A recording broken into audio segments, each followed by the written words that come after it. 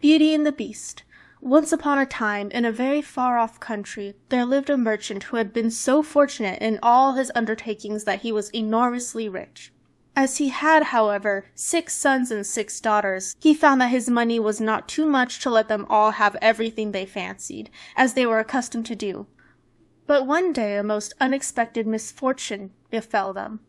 Their house caught fire and was speedily burnt to the ground with all the splendid furniture, the books, pictures, gold, silver, and precious goods it contained.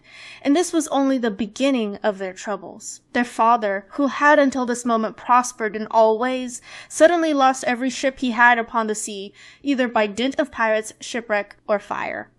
Then he heard that his clerks, in distant countries, whom he trusted entirely, had proved unfaithful. And at last, from great wealth, he fell into the direst poverty. All that he had left was a little house in a desolate place at least 100 leagues from the town in which he had lived. And to this he was forced to retreat with his children, who were in despair at the idea of leading such a different life. Indeed, the daughters at first hoped that their friends, who had been so numerous while they were rich, would insist on their staying in their houses now they no longer possessed one. But they soon found that they were left alone, and that their former friends even attributed their misfortunes to their own extravagance, and showed no intention of offering them any help. So nothing was left for them but to take their departure to the cottage, which stood in the midst of a dark forest, and seemed to be the most dismal place upon the face of the earth. As they were too poor to have any servants, the girls had to work hard like peasants, and the sons, for their part, cultivated the fields to earn their living. Roughly clothed, and living in the simplest way, the girls regretted unceasingly the luxuries and amusements of their former life. Only the youngest tried to be brave and cheerful. She had been as sad as anyone when misfortune overtook her father, but, soon recovering her natural gaiety, she set to work to make the best of things, to amuse her father and brothers as well as she could, and to try to persuade her sisters to join her in dancing and singing. But they would do nothing of the sort. And, because she was not as doleful as themselves, they declared that this miserable life was all she was fit for. But she was really far prettier and cleverer than they were. Indeed, she was so lovely that she was always called Beauty. After 2 years, when they were all beginning to get used to their new life, something happened to disturb their tranquillity. Their father received the news that one of his ships, which he had believed to be lost, had come safely into port with a rich cargo. All the sons and daughters at once thought that their poverty was at an end, and wanted to set out directly for the town. But their father, who was more prudent, begged them to wait a little, and, though it was harvest time, and he could ill be spared, determined to go himself first, to make inquiries. Only the youngest daughter had any doubt but that they would soon again be as rich as they were before, or at least rich enough to live comfortably in some town where they would find amusement and gay companions once more. So they all loaded their father with commissions for jewels and dresses, which it would have taken a fortune to buy. Only Beauty, feeling sure that it was of no use, did not ask for anything. Her father, noticing her silence, said, "And what shall I bring for you, Beauty?" "The only thing I wish for is to see you come home safely," she answered. But this only vexed her sisters, who fancied she was blaming them for having asked for such costly things. Her father, however, was pleased, but as he thought that at her age she certainly ought to like pretty presents, he told her to choose something. "Well, dear father," she said, "as you insist upon it, I beg that you will bring me a rose. I have not seen one since we came here, and I love them so much." So the merchant set out and reached the town as quickly as possible, but only to find that his former companions, believing him to be dead, had divided between them the goods which the ship had brought. And after 6 months of trouble and expense, he found himself as poor as when he started, having been able to recover only just enough to pay the cost of his journey. To make matters worse, he was obliged to leave the town in the most terrible weather, so that by the time he was within a few leagues of his home, he was almost exhausted with cold and fatigue. Though he knew it would take some hours to get through the forest, he was so anxious to be at his journey's end that he resolved to go on. But night overtook him, and the deep snow and bitter frost made it impossible for his horse to carry him any further. Not a house was to be seen. The only shelter he could get was the hollow trunk of a great tree, and there he crouched all the night, which seemed to him the longest he had ever known. In spite of his weariness, the howling of the wolves kept him awake, and even when at last the day broke, he was not much better off, for the falling snow had covered up every path, and he did not know which way to turn. At length he made out some sort of track, and though at the beginning it was so rough and slippery that he fell down more than once, it presently became easier and led him into an avenue of trees which ended in a splendid castle. It seemed to the merchant very strange that no snow had fallen in the avenue, which was entirely composed of orange trees, covered with flowers and fruit. When he reached the first court of the castle, he saw before him a flight of agate steps, and went up them, and passed through several splendidly furnished rooms. The pleasant warmth of the air revived him, and he felt very hungry, but there seemed to be nobody in all this vast and splendid palace whom he could ask to give him something to eat. Deep silence reigned everywhere, and at last, tired of roaming through empty rooms and galleries, he stopped in a room smaller than the rest, where a clear fire was burning and a couch was drawn up closely to it. Thinking that this must be prepared for someone who was expected, he sat down to wait till he should come, and very soon fell into a sweet sleep. When his extreme hunger wakened him after several hours, he was still alone, but a little table upon which was a good dinner had been drawn up close to him, and as he had eaten nothing for 24 hours, he lost no time in beginning his meal, hoping that he might soon have an opportunity of thanking his considerate entertainer, whoever it might be. But no one appeared, and even after another long sleep, from which he awoke completely refreshed, there was no sign of anybody, though a fresh meal of dainty cakes and fruit was prepared upon the little table at his elbow. Being naturally timid, the silence began to terrify him, and he resolved to search once more through all the rooms, but it was of no use. Not even a servant was to be seen. There was no sign of life in the palace. He began to wonder what he should do, and to amuse himself by pretending that all the treasures he saw were his own, and considering how he would divide them among his children. Then he went down into the garden, and though it was winter everywhere else, here the sun shone, and the birds sang, and the flowers bloomed, and the air was soft and sweet. The merchant, in ecstasies with all he saw and heard, said to himself, "All this must be meant for me. I will go this minute, and bring my children to share all these delights." In spite of being so cold and weary when he reached the castle, he had taken his horse to the stable and fed it. Now he thought he would saddle it for his homeward journey, and he turned down the path which led to the stable. This path had a hedge of roses on each side of it, and the merchant thought he had never seen or smelt such exquisite flowers. They reminded him of his promise to Beauty, and he stopped and had just gathered one to take to her when he was startled by a strange noise behind him.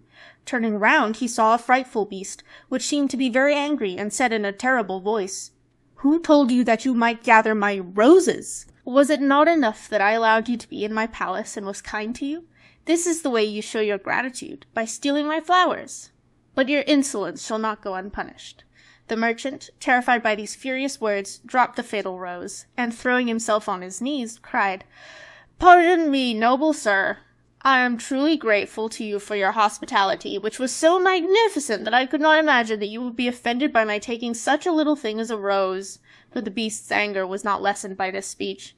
"You are very ready with excuses and flattery," he cried, "but that will not save you from the death you deserve." "Alas," thought the merchant, "if my daughter could only know what danger her rose has brought me into." And in despair he began to tell the beast all his misfortunes and the reason of his journey, not forgetting to mention Beauty's request. "A king's ransom would hardly have procured all that my other daughters asked," he said, "but I thought that I might at least take Beauty her rose. I beg you to forgive me, for you see I meant no harm." The beast considered for a moment, and then he said, in a less furious tone, "I will forgive you on one condition, that is, that you will give me one of your daughters." "Ah!" cried the merchant. "If I were cruel enough to buy my own life at the expense of one of my children's, what excuse could I invent to bring her here?" "No excuse would be necessary," answered the beast. "If she comes at all, she must come willingly. On no other condition will I have her. See if any one of them is courageous enough, and loves you well enough to come and save your life. You seem to be an honest man, so I will trust you to go home. I give you a month to see if either of your daughters will come back with you and stay here, to let you go free. If neither of them is willing, you must come alone after bidding them good-bye forever, for then you will belong to me. And do not imagine that you can hide from me, for if you fail to keep your word, I will come and fetch you," added the beast grimly. The merchant accepted this proposal, though he did not really think any of his daughters could be persuaded to come.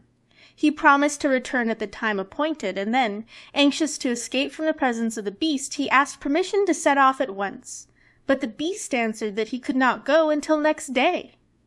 "Then you will find a horse ready for you," he said. Now go and eat your supper, and await my orders."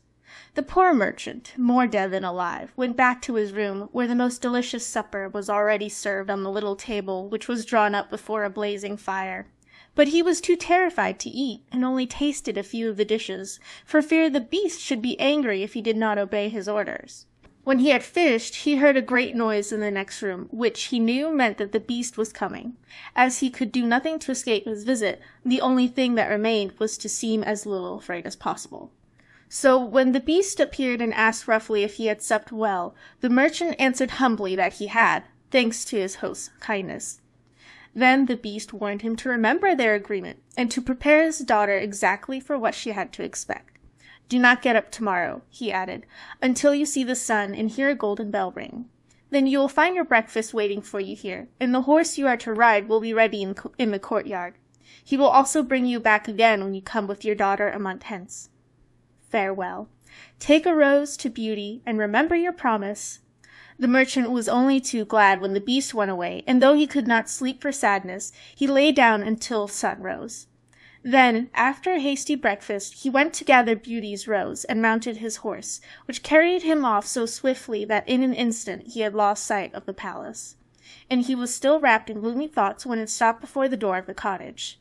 His sons and daughters, who had been very uneasy at his long absence, rushed to meet him, eager to know the result of his journey, which, seeing him mounted upon a splendid horse and wrapped in a rich mantle, they supposed to be favourable. He hid the truth from them at first, only saying sadly to Beauty as he gave her the rose, "Here is what you asked me to bring you. You little know what it has cost."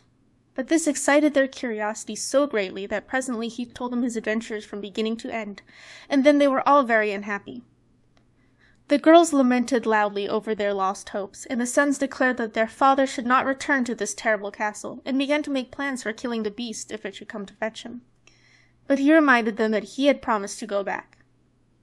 Then the girls were very angry with Beauty, and said it was all her fault, and that if she had asked for something sensible this would never have happened, and complained bitterly that they should have to suffer for her folly. Poor Beauty, much distressed, said to them, "I have indeed caused this misfortune, but I assure you I did it innocently. Who could have guessed that to ask for a rose in the middle of summer would cause so much misery? But as I did the mischief, it is only just that I should suffer for it. I will therefore go back with my father to keep his promise." At first nobody would hear of this arrangement, and her father and brothers, who loved her dearly, declared that nothing should make them let her go. But Beauty was firm. As the time drew near, she divided all her little possessions between her sisters, and said good-bye to everything she loved. And when the fatal day came, she encouraged and cheered her father as they mounted together the horse which had brought him back. It seemed to fly rather than gallop, but so smoothly that Beauty was not frightened. Indeed, she would have enjoyed the journey if she had not feared what might happen to her at the end of it. Her father still tried to persuade her to go back, but in vain. While they were talking, the night fell, and then, to their great surprise, wonderful colored lights began to shine in all directions, and splendid fireworks blazed out before them. All the forest was illuminated by them, and even felt pleasantly warm, though it had been bitterly cold before. This lasted until they reached the avenue of orange trees, where were statues holding flaming torches, and when they got nearer to the palace, they saw that it was illuminated from the roof to the ground, and music sounded softly from the courtyard. "The beast must be very hungry," said Beauty, trying to laugh, "if he makes all this rejoicing over the arrival of his prey." But, in spite of her anxiety, she could not help admiring all the wonderful things she saw. The horse stopped at the foot of the flight of steps leading to the terrace, and when they had dismounted her father led her to the little room he had been in before, where they found a splendid fire burning, and the table daintily spread with a delicious supper. The merchant knew that this was meant for them, and Beauty, who was rather less frightened now that she had passed through so many rooms and seen nothing of the beast, was quite willing to begin, for her long ride had made her very hungry. But they had hardly finished their meal when the noise of the beast's footsteps was heard approaching, and Beauty clung to her father in terror, which became all the greater when she saw how frightened he was. But when the beast really appeared, though she trembled at the sight of him, she made a great effort to hide her terror, and saluted him respectfully. This evidently pleased the beast. After looking at her, he said, in a tone that might have struck terror into the boldest heart, though he did not seem to be angry, "Good evening, old man. Good evening, Beauty." The merchant was too terrified to reply, but Beauty answered sweetly, "Good evening, beast. "Have you come willingly?" asked the Beast. "Will you be content to stay here when your father goes away?" Beauty answered bravely that she was quite prepared to stay. "I am pleased with you," said the Beast. "As you have come of your own accord, you may stay. As for you, old man," he added, turning to the merchant, "at sunrise tomorrow you will take your departure. When the bell rings, get up quickly and eat your breakfast, and you will find the same horse waiting to take you home. But remember that you must never expect to see my palace again." Then turning to Beauty, he said, "Take your father into the next room, and help him to choose everything you think your brothers and sisters would like to have. You will find 2 traveling trunks there. Fill them as full as you can. It is only just that you should send them something very precious as a remembrance of yourself." Then he went away, after saying, "Goodbye, Beauty, goodbye, old man." And though Beauty was beginning to think with great dismay of her father's departure, she was afraid to disobey the Beast's orders. And they went into the next room, which had shelves and cupboards all round it. They were greatly surprised at the riches it contained. There were splendid dresses fit for a queen, with all the ornaments that were to be worn with them. And when Beauty opened the cupboards, she was quite dazzled by the gorgeous jewels that lay in heaps upon every shelf. After choosing a vast quantity, which she divided between her sisters, for she had made a heap of the wonderful dresses for each of them, she opened the last chest, which was full of gold.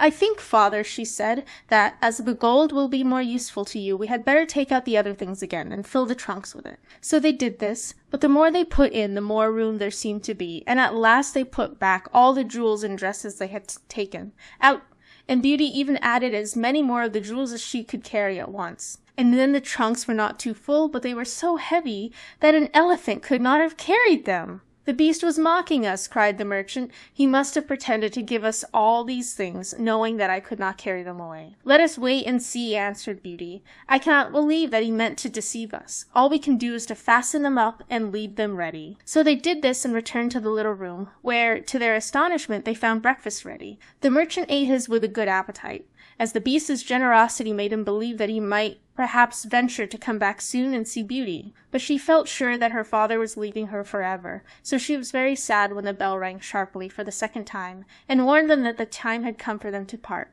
They went down into the courtyard, where 2 horses were waiting, one loaded with the 2 trunks, the other for him to ride. They were pawing the ground in their impatience to start, and the merchant was forced to bid Beauty a hasty farewell. And as soon as he was mounted, he went off at such a pace that she lost sight of him in an instant. Then Beauty began to cry, and wandered sadly back to her own room. But she soon found that she was very sleepy, and as she had nothing better to do, she lay down and instantly fell asleep. And then she dreamed that she was walking by a brook bordered with trees, and lamenting her sad fate, when a young prince, handsomer than anyone she had ever seen, and with a voice that went straight to her heart, came and said to her, "Ah, Beauty, you are not so unfortunate as you suppose. Here you will be rewarded for all you have suffered elsewhere. Your every wish shall be gratified. Only try to find me out, no matter how I may be disguised, as I love you dearly, and in making me happy you will find your own happiness. Be as true-hearted as you are beautiful, and we shall have nothing left to wish for." "What can I do, Prince, to make you happy?" said Beauty. "Only be grateful," he answered. "And do not trust too much to your eyes. And above all, do not desert me until you have saved me from my cruel misery." After this, she thought she found herself in a room with a stately and beautiful lady, who said to her, "Dear Beauty, try not to regret all you have left behind you, for you are destined to a better fate. Only do not let yourself be deceived by appearances." Beauty found her dream so interesting that she was in no hurry to awake. But presently the clock roused her by calling her name softly 12 times, and then she got up and found her dressing table set out with everything she could possibly want.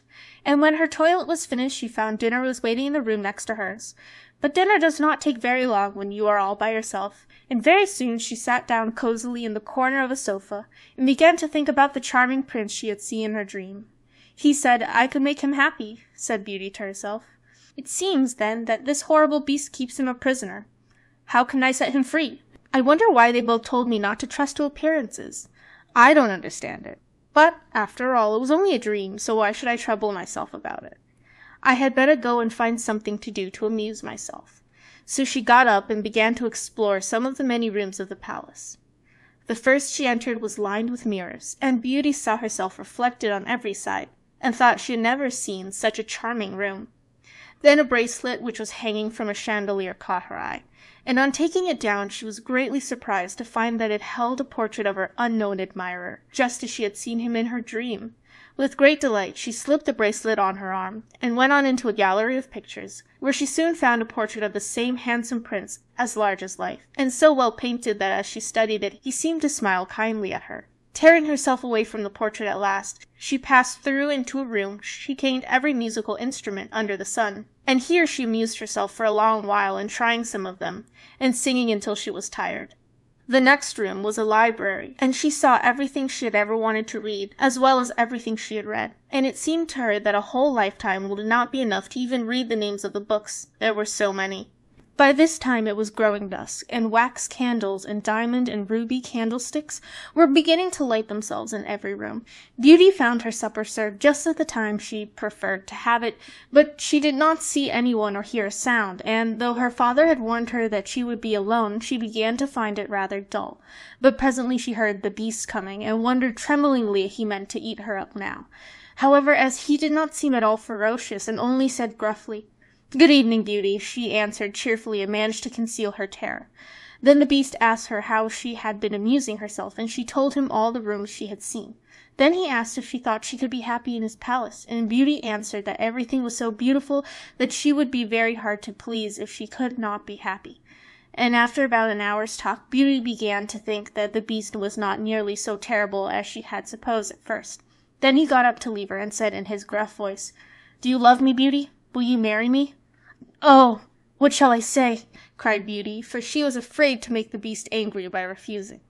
"Say yes or no without fear," he replied. "Oh, no, beast," said Beauty hastily, "since you will not—" "Good night, Beauty," he said, and she answered, "Good night, beast," very glad to find that her refusal had not provoked him. And after he was gone she was very soon in bed and asleep, and dreaming of her unknown prince. She thought he came and said to her, "Ah, Beauty, why are you so unkind to me? I fear I am fated to be unhappy for many a long day still." And then her dreams changed. But the charming prince figured in them all, and when morning came her first thought was to look at the portrait and see if it was really like him, and she found that it certainly was. This morning she decided to amuse herself in the garden, for the sun shone and all the fountains were playing, but she was astonished to find that every place was familiar to her. And presently she came to the brook where the myrtle trees were growing, where she had first met the prince in her dream, and that made her think more than ever that he must be kept a prisoner by the beast. When she was tired she went back to the palace, and found a new room full of materials for every kind of work, ribbons to make into bows, and silks to work into flowers. Then there was an aviary full of rare birds, which were so tame that they flew to Beauty as soon as they saw her, and perched upon her shoulders and her head. "Pretty little creatures," she said, "how I wish that your cage was nearer to my room, that I might often hear you sing." So saying, she opened a door, and found to her delight that it led into her own room, though she had thought it was quite the other side of the palace. There were more birds in a room farther on, parrots and cockatoos that could talk, and they greeted Beauty by name. Indeed, she found them so entertaining that she took one or two back to her room, and they talked to her while she was at supper. After which the beast paid her his usual visit, and asked her the same questions as before, and then with a gruff "good night" he took his departure, and Beauty went to bed to dream of her mysterious prince. The days passed swiftly in different amusements, and after a while Beauty found out another strange thing in the palace, which often pleased her when she was tired of being alone. There was one room which she had not noticed particularly. It was empty, except that under each of the windows stood a very comfortable chair, and the first time she had looked out of the window it had seemed to her that a black curtain prevented her from seeing anything outside. But the second time she went into the room, happening to be tired, she sat down in one of the chairs, when instantly the curtain was rolled aside, and a most amusing pantomime was acted before her. There were dances, and coloured lights, and music, and pretty dresses, and it was all so gay that Beauty was in ecstasies. After that she tried the other 7 windows in turn, and there was some new and surprising entertainment to be seen from each of them, so that Beauty never could feel lonely any more. Every evening after supper the beast came to see her, and always before saying good night asked her in his terrible voice, "Beauty, will you marry me?" And it seemed to Beauty, now she understood him better, that when she said, "No, beast," he went away quite sad. But her happy dreams of the handsome young prince soon made her forget the poor beast, and the only thing that at all disturbed her was to be constantly told to distrust appearances, to let her heart guide her, and not her eyes, and many other equally perplexing things, which, consider as she would, she could not understand. So everything went on for a long time, until at last, happy as she was, Beauty began to long for the sight of her father and her brothers and sisters. And one night, seeing her look very sad, the Beast asked her what was the matter. Beauty had quite ceased to be afraid of him. Now she knew that he was really gentle in spite of his ferocious looks and his dreadful voice. So she answered that she was longing to see her home once more. Upon hearing this, the Beast seemed sadly distressed, and cried miserably. "Ah, Beauty, have you the heart to desert an unhappy beast like this? What more do you want to make you happy? Is it because you hate me that you want to escape?" "No, dear Beast," answered Beauty softly. "I do not hate you, and I should be very sorry never to see you any more, but I long to see my father again. Only let me go for 2 months, and I promise to come back to you and stay for the rest of my life."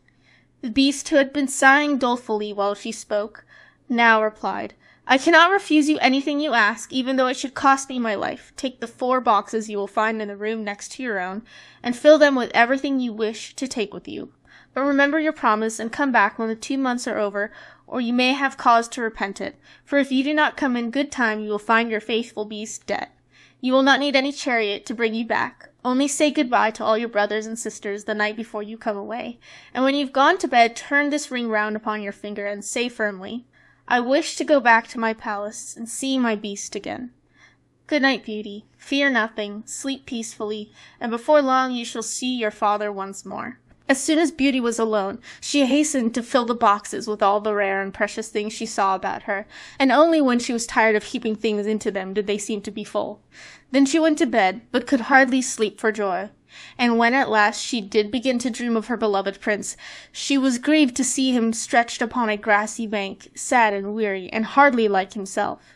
"What is the matter?" she cried. He looked at her reproachfully and said, "How can you ask me, cruel one? Are you not leaving me to my death, perhaps?" "Ah, don't be so sorrowful," cried Beauty. "I am only going to assure my father that I am safe and happy. I have promised the Beast faithfully that I will come back, and he would die of grief if I did not keep my word." "What would that matter to you?" said the prince. "Surely you would not care." "Indeed, I should be ungrateful if I did not care for such a kind beast," cried Beauty indignantly. "I would die to save him from pain. I assure you it is not his fault that he is so ugly." Just then a strange sound woke her. Someone was speaking not very far away, and opening her eyes she found herself in a room she had never seen before, which was certainly not nearly so splendid as those she was used to in the Beast's palace. Where could she be? She got up and dressed hastily, and then saw that the boxes she had packed the night before were all in the room. While she was wondering by what magic the Beast had transported them and herself to this strange place, she suddenly heard her father's voice, and rushed out and greeted him joyfully. Her brothers and sisters were all astonished at her appearance, as they had never expected to see her again, and there was no end to the questions they asked her.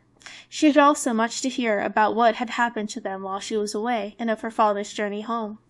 But when they heard that she had only come to be with them for a short time, and then must go back to the Beast's palace forever, they lamented loudly. Then Beauty asked her father what he thought could be the meaning of her strange dreams, and why the prince constantly begged her not to trust to appearances. After much consideration, he answered, "You told me yourself that the Beast, frightful as he is, loves you dearly, and deserves your love and gratitude for his gentleness and kindness. I think the prince must mean you, to understand that you ought to reward him by doing as he wishes you to, in spite of his ugliness." Beauty could not help seeing that this seemed very probable. Still, when she thought of her dear prince who was so handsome, she did not feel at all inclined to marry the Beast. At any rate, for 2 months she need not decide, but could enjoy herself with her sisters. But though they were rich now and lived in town again, and had plenty of acquaintances, Beauty found that nothing amused her very much. And she often thought of the palace, where she was so happy, especially as at home she never once dreamed of her dear prince, and she felt quite sad without him. Then her sisters seemed to have got quite used to being without her, and even found her rather in the way, so she would not have been sorry when the 2 months were over but for her father and brothers, who begged her to stay, and seemed so grieved at the thought of her departure that she had not the courage to say goodbye to them. Every day when she got up, she meant to say it at night, and when night came she put it off again, until at last she had a dismal dream which helped her to make up her mind. She thought she was wandering in a lonely path in the palace gardens. when she heard groans which seemed to come from some bushes hiding the entrance of a cave, and running quickly to see what could be the matter, she found the beast stretched out upon his side, apparently dying. He reproached her faintly with being the cause of his distress, and at the same moment a stately lady appeared, and said very gravely, "Ah, Beauty, you are only just in time to save his life. See what happens when people do not keep their promises. If you had delayed 1 day more, you would have found him dead." Beauty was so terrified by this dream that the next morning she announced her intention of going back at once, and that very night she said good-bye to her father and all her brothers and sisters, and as soon as she was in bed she turned her ring round upon her finger, and said firmly, "I wish to go back to my palace and see my beast again, as she had been told to do." Then she fell asleep instantly, and only woke up to hear the clock saying "Beauty, Beauty" 12 times in its musical voice, which told her at once that she was really in the palace once more. Everything was just as before, and her birds were so glad to see her. But Beauty thought she had never known such a long day, for she was so anxious to see the beast again that she felt as if supper time would never come. But when it did come and no beast appeared, she was really frightened. So after listening and waiting for a long time, she ran down into the garden to search for him. Up and down the paths and avenues ran poor Beauty, calling him in vain, for no one answered, and not a trace of him could she find, until at last, quite tired, she stopped for a minute's rest, and saw that she was standing opposite the shady path she had seen in her dream. She rushed down it, and sure enough there was the cave, and in it lay the beast, asleep, as Beauty thought. Quite glad to have found him, she ran up and stroked his head, but to her horror he did not move or open his eyes. "Oh, he is dead, and it is all my fault," said Beauty, crying bitterly. But then, looking at him again, she fancied he still breathed, and, hastily fetching some water from the nearest fountain, she sprinkled it over his face, and, to her great delight, he began to revive. "Oh, beast, how you frightened me!" she cried. "I never knew how much I loved you until just now, when I feared I was too late to save your life. Can you really love such an ugly creature as I am?" said the beast faintly. "Ah, Beauty, you only came just in time. I was dying because I thought you had forgotten your promise. But go back now and rest. I shall see you again by and by." Beauty, who had half expected that he would be angry with her, was reassured by his gentle voice, and went back to the palace, where supper was awaiting her. And afterward the beast came in as usual, and talked about the time she had spent with her father, asking if she had enjoyed herself, and if they had all been very glad to see her. Beauty answered politely, and quite enjoyed telling him all that had happened to her. And when at last the time came for him to go, and he asked, as he had so often asked before, "Beauty, will you marry me?" she answered softly, "Yes, dear beast." As she spoke, a blaze of light sprang up before the windows of the palace. Fireworks crackled and guns banged, and across the avenue of orange, trees in letters all made of fireflies was written, "Long live the prince and his bride." Turning to ask the beast what it could all mean, Beauty found that he had disappeared, and in his place stood her long-loved prince. At the same moment the wheels of a chariot were heard upon a terrace, and 2 ladies entered the room. One of them Beauty recognized as the stately lady she had seen in her dreams. The other was also so grand and queenly that Beauty hardly knew which to greet first. But the one she already knew said to her companion, "Well, Queen, this is Beauty, who has had the courage to rescue your son from the terrible enchantment. They love one another, and only your consent to their marriage is wanting to make them perfectly happy." "I consent with all my heart," cried the Queen. "How can I ever thank you enough, charming girl, for having restored my dear son to his natural form?" And then she tenderly embraced Beauty and the prince, who had meanwhile been greeting the fairy and receiving her congratulations. "Now," said the fairy to Beauty, "I suppose you would like me to send for all your brothers and sisters to dance at your wedding?" And so she did, and the marriage was celebrated the very next day with the utmost splendor, and Beauty and the prince lived happily ever after.